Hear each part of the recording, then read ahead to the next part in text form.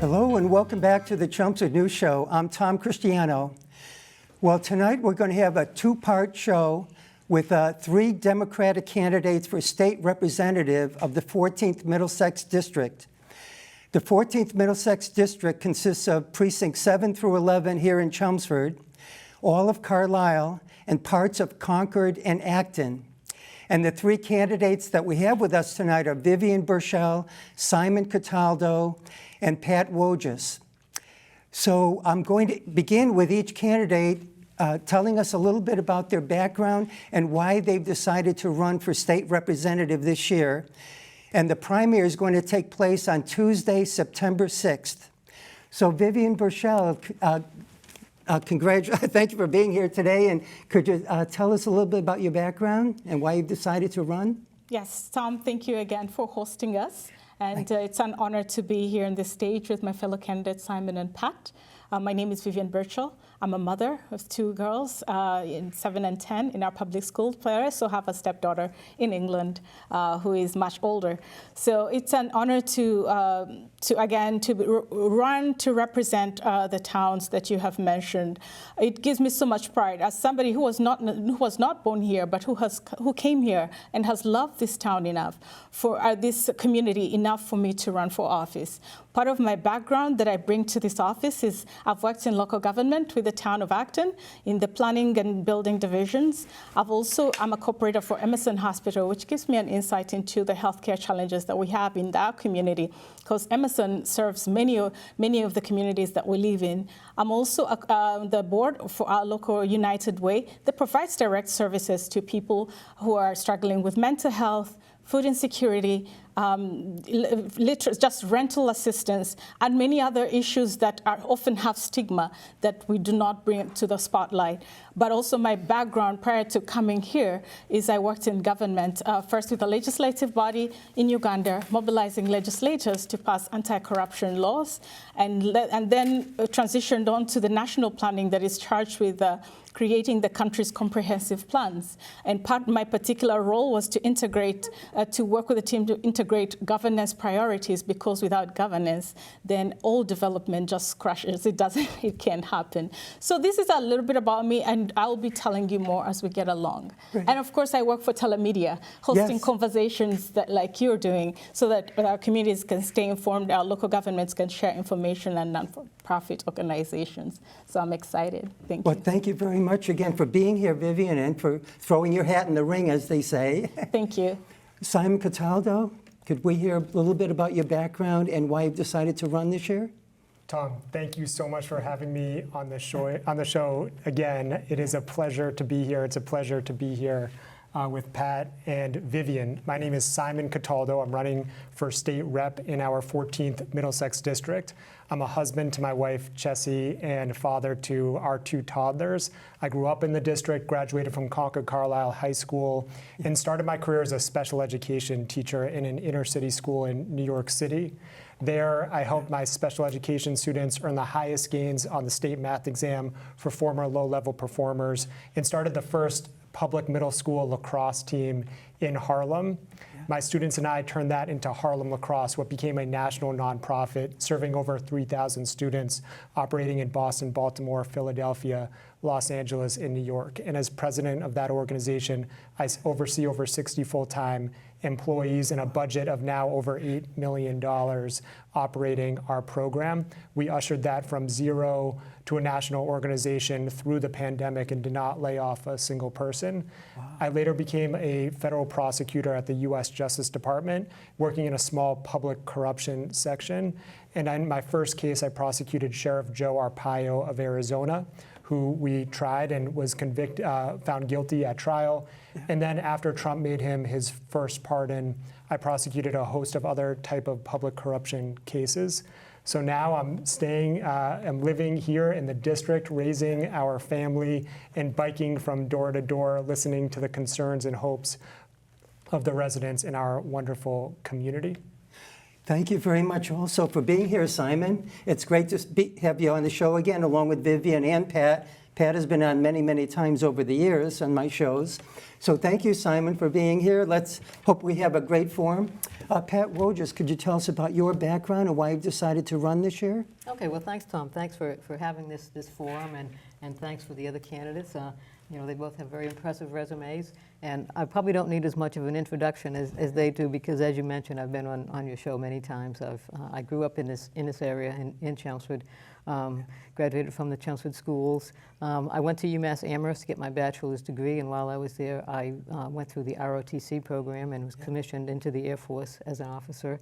I spent some time in the Air Force where I learned how to program computers, and from there I turned that into a career basically in technology consulting. On the public service side, I've been on the select board now about 13 or 14 years in Chelmsford. I decided to run for this seat because it's an open seat for one thing, and many thanks to Tammy Gouveia for serving very capably for the past 2 terms. Appreciate what she's doing, and wish her luck in her latest endeavor, running for lieutenant governor. But anyway, being on the select board, I know the challenges that are faced by the communities and the issues that they come up with, and I feel like I speak the language that's spoken at the State House. I know what the Chapter 70, Chapter 40B, Chapter 90. I know what OPEB is. And I feel like I can understand that and get right in and start working to the benefit of all 4 communities that are in this district. I'm also a voting member of the Northern Middlesex Council of Governments, which is a regional planning agency. So I also understand how regional processes work and how communities can share resources, both human resources and capital resources, to benefit their communities. So just a couple of reasons why I feel like I can make a good state representative for this district. Well, thank you very much, Pat, and thank you for being here along with our other candidates. You had a shorter commute today probably than they did, because you live here in Chelmsford, right? I think I did, yeah. And Simon lives in Concord, I believe, and Vivian lives in Acton.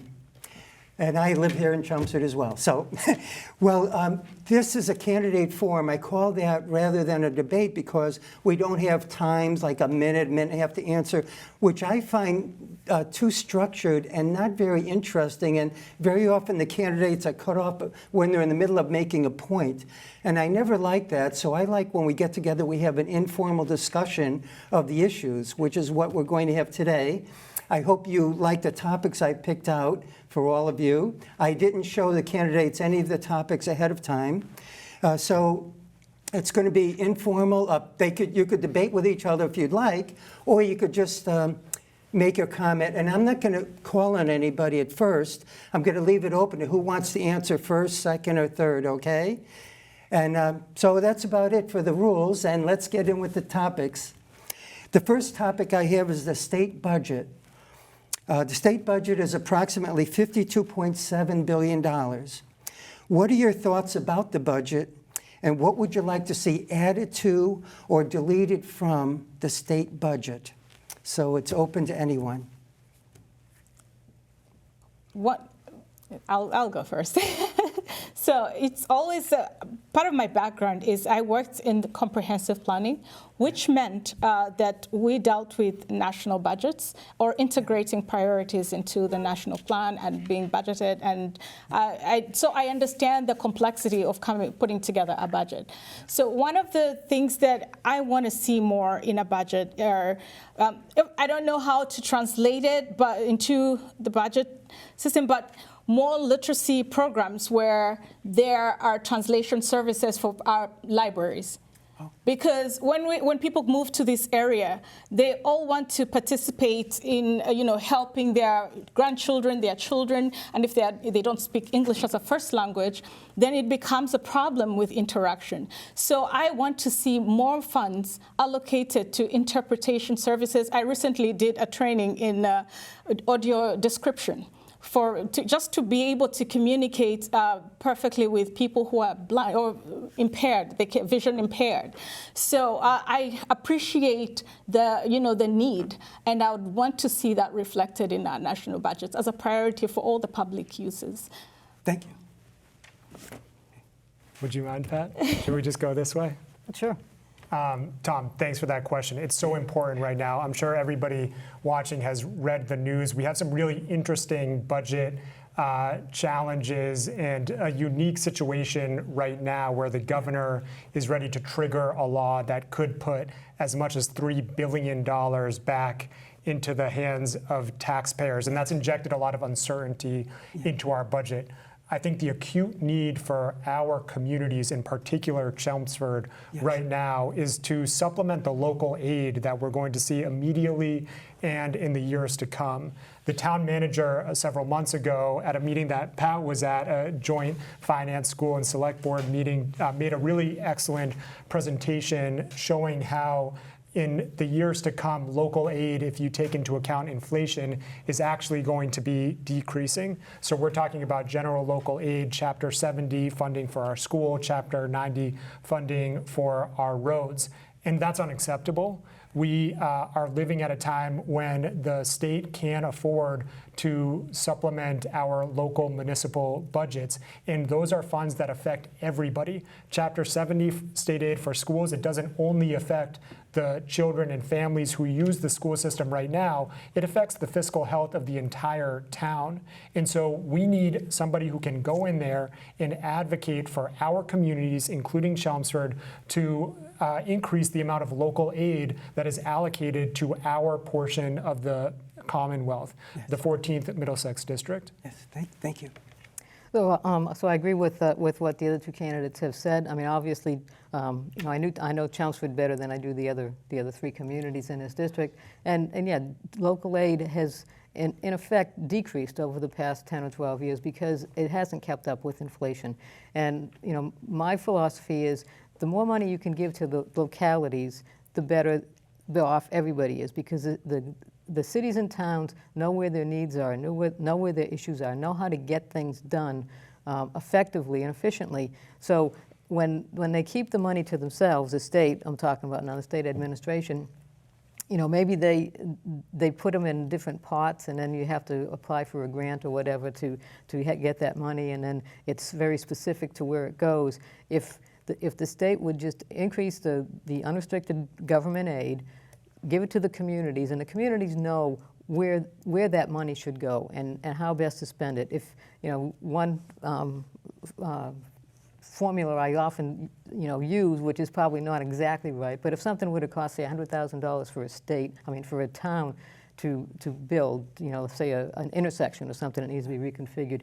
If the state does that, it's probably $250,000 for it to be done, when all the bureaucracy they have to go through and all the regulations and everything. And if the federal government does it, it's over $1 million. Yeah. So the town can be more efficient. Every town can be more efficient. I mean, it's not just Chelmsford. I know, all the communities within this district. Local real estate taxes account in each circumstance for over 80% of the town's budget. So that means the state really isn't paying their fair share, and that's where I think the state needs to step up. And something else that Simon alluded to, I think it's awful the way the legislature works now, where everything is done at the last possible minute. They have a 24-hour session at the very last day in order to pass some legislation that is extremely important, and probably most of the representatives and senators that are voting on these things have not even read the entire bill. They haven't. Yeah. So I think that really needs to, they need to, I don't know, take lessons in time management or something on how to get things done more efficiently throughout the whole year, the whole time of the legislative session, and not the last day and a half. Yes. Thank you, Pat. Pat mentioned grant opportunities, and that's something that's going to continue to exist. There are going to continue to be those opportunities out there. In launching a national nonprofit, I've been responsible for writing successfully very competitive grants, and I know that our towns and our districts, the school system and the towns, have struggled in some cases to get grants that they feel that they deserve and are entitled to. I think that's part of the job of the next state representative, to be a conduit to those granting opportunities, to be a great partner for our towns, our school district, and to be a great advocate. And and I hope that I'm prepared as a former teacher, nonprofit leader, and as a U.S. Justice Department prosecutor to be an advocate successfully for our community in that regard. I just wanted also to add to what my fellow candidates have said. Pat raised an important question, which is the legislators waiting to the last moment to pass legislation. It affects also the priorities that are funded. And, that also is a result of the lack of transparency within the State House.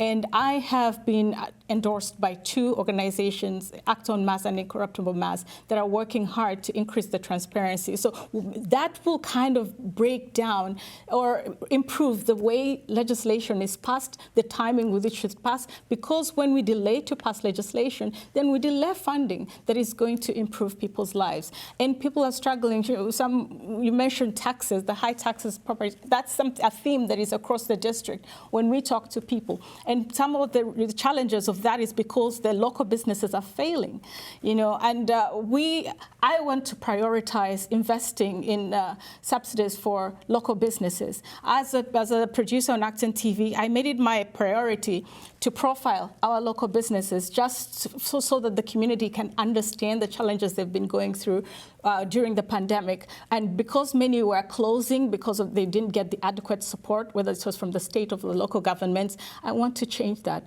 so that we can have more businesses that will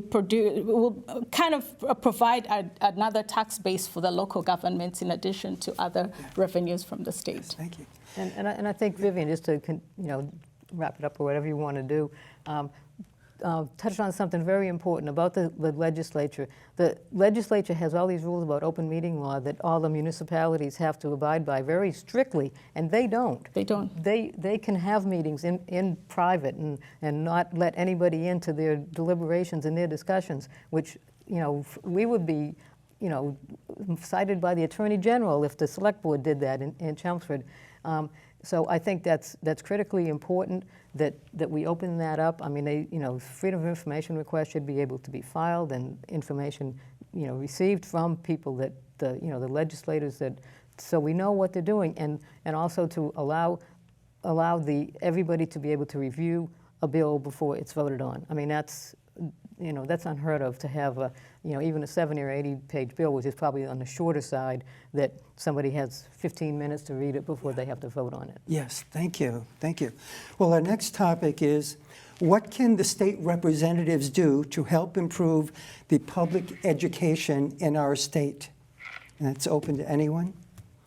Tom, I think that our public education system, while in some respects a beacon for Massachusetts, is growing increasingly misaligned with the workforce and economic needs that we have in Massachusetts. We think of ourselves as leaders in technology, leaders in computer science. We think of ourselves as leaders in many different regards, but we are not in our public education system setting our children and our adolescents and people who are looking for second careers up for success. So as a state representative, I would want to take advantage of the 2 wonderful technical high schools that we have serving our district, Neshoba Tech and Minuteman Tech. I'd want to expand access to those. It is fantastic that those schools are now setting their students up to go to college. 80% of them are going to college. But there's another whole group of students that should be accessing that vocational technical education. Right now in Massachusetts, the average ages of plumbers and electricians are in their late 50s. That's why it's so hard to get somebody to come fix your toilet or your sink or your electricity in your house. And it's why we're going to have a lot of challenges meeting the moment in our green economy goals. We're passing all this legislation for new green infrastructure. We don't have the workforce right now. So as our state representative, I would advocate for increased access and increased quality of vocational and career technical, as well as STEM education for our students. Right, thank you. I'm so happy that Simon mentioned the vocational schools because it is one needed service. As someone who worked in land use, I saw the amount of contractors bringing in their permits, and they were overwhelmed with work. and because they didn't have much of a workforce. So I agree that we need to invest in that. But we're going back to the schools. I have 2 children in my public schools. I saw how the teachers struggled during the pandemic with supplies. This is unacceptable in a state like Massachusetts, in the district like the 14th Middlesex. I think we need to move away from just reacting and be more proactive and just plan for things like this that could happen as school districts and as a state. So as a legislator, I would want to provide additional funding to buffer those uncertainties. I wrote a proposal or my vision and distributed it to the school committees across the district, proposing in the State House, I would propose $100 per child, and in addition to what is given with the Chapter 70 for the next 2 years, and even make it permanent if possible, just to buffer that, the inflation, to buffer all the costs that have been incurred or the challenges they've had during the pandemic. And in addition to that, I care so much about special education because I have one of my children has benefited from additional training in just language and in speech. So that is something I want to focus on as a legislator, not because I'm on the receiving side of it, but because I understand what it does to a household. It helps. It saves their mental health or just prevents them from going through a deeper struggle that they incur as a family. So special education is a priority, and in addition to that, transportation for children with special education. If their children come from Billerica or Waltham to our district, they shouldn't have to worry about the transportation. So that's so that we look at education holistically. And lastly, when I look at education, I don't want to just look at what happens within the class, but also the other factors that enable children to thrive in school. One of them is female hygiene products for girls.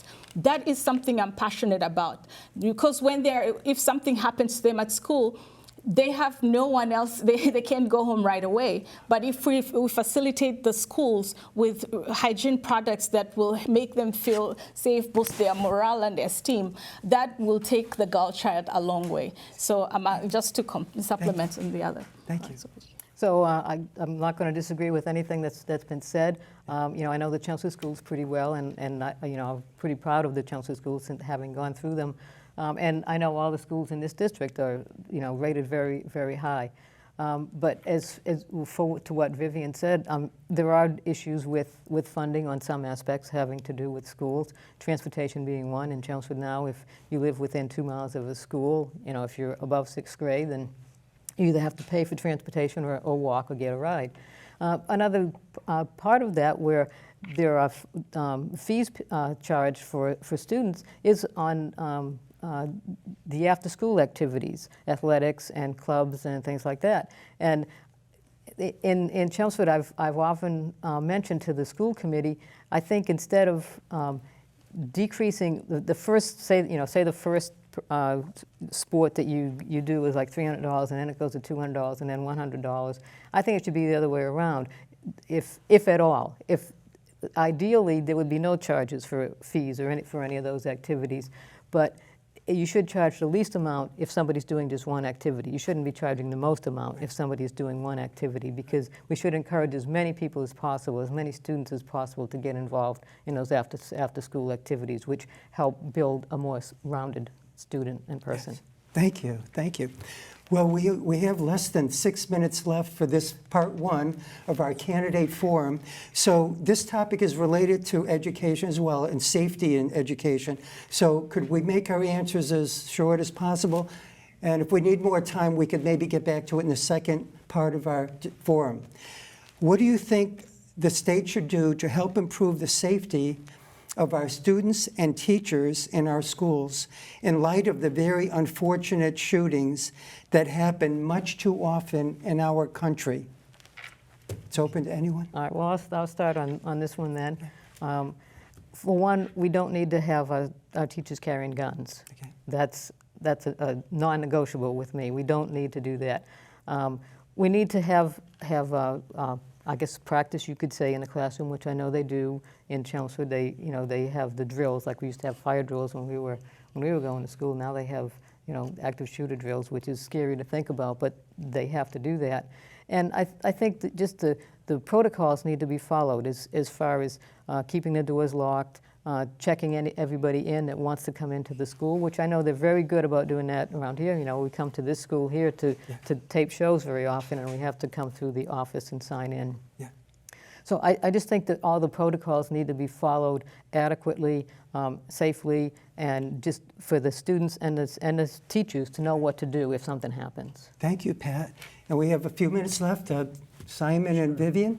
Tom, I woke up several weeks ago, like many parents, and was worried to send my children to daycare after the Uvalde shooting. So as all of us have been, I've been talking to many teachers, school committee members. I'm very proud to have the endorsements of 4 of the 5 Chelmsford school committee members and the American Federation of Teachers. And I've looked to them for guidance on these issues. I think that this is actually partially an issue of local aid and state funding as well. There are changes that we can make to our school buildings to make them safer, and we must have the state be a strong fiscal partner in that regard.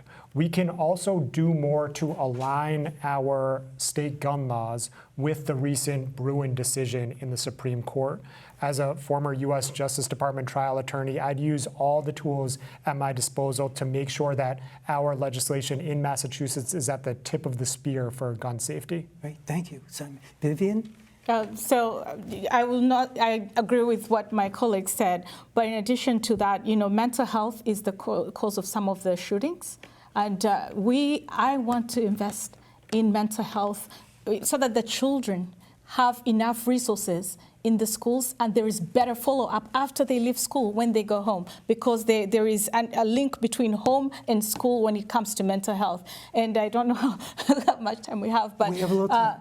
So I have chatted with some police officers or police departments just to understand the effects of mental health. So when kids are in problematic households, it transfers to the schools.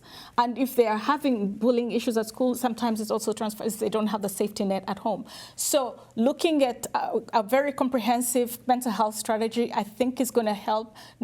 I know is going to help based on the experts that are working on this. Emerson, for example, has 0 pediatric beds for children who are struggling with mental health. That needs to change. For me, that is a no-no, and it's a priority of mine getting into this office to make sure that I can do something to increase that. Even for adults, I think Emerson has 300 beds, I think. And that, again, is they need to first even get licensed to have beds for children. It is so sad. I have been endorsed by the National Association for Social Workers because they believe that I will be a colleague and a fighter in improving mental health services in our community, and I am going to invest heavily in that. Thank you. Well, our time is just about over for part 1 of our candidate forum for the 3 candidates running for the Democratic nomination for state representative in the 14th Middlesex District. And so I think in part 2, we're going to cover many more topics that I think you'll find interesting, and hopefully you'll tune into that. Hopefully you'll watch both parts of this candidate forum with our 3 candidates, with Vivian Birchall, Simon Cataldo, and Pat Wojtas. And again, the primary is Tuesday, September 6th. And hopefully everyone could get out and vote that day. And if you'd like an absentee ballot, I believe you could apply for that now with your town clerks and get your absentee ballot. But this year, because of the pandemic winding down a little bit, I plan to actually get out and vote on September 6th. I also enjoy voting day because I see so many people that I know and talk to, so it's great. So hopefully everybody could get out and vote for one of these candidates, or, by the way, there's one Republican candidate, Rodney Cleaves, but he's running unopposed. That's why I'm not hosting a debate with him, because he's the only candidate. So there's Rodney Cleaves as a Republican and 3 Democratic candidates for state representative of the 14th Middlesex District. Please tune in to part 2 of this candidate forum. Thank you.